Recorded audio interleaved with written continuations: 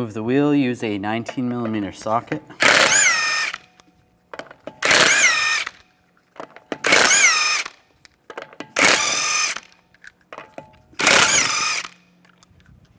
And pull the wheel off.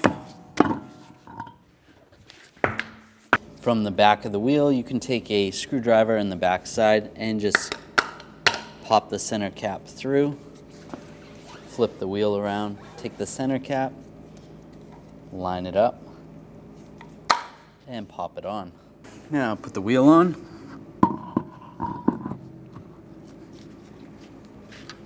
Put the lug nuts on.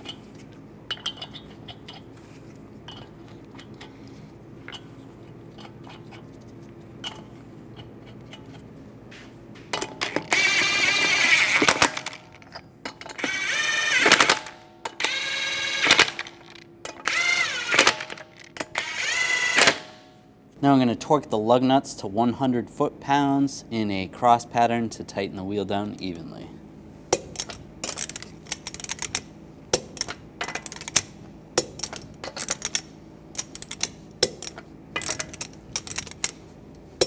And just go around again, double check.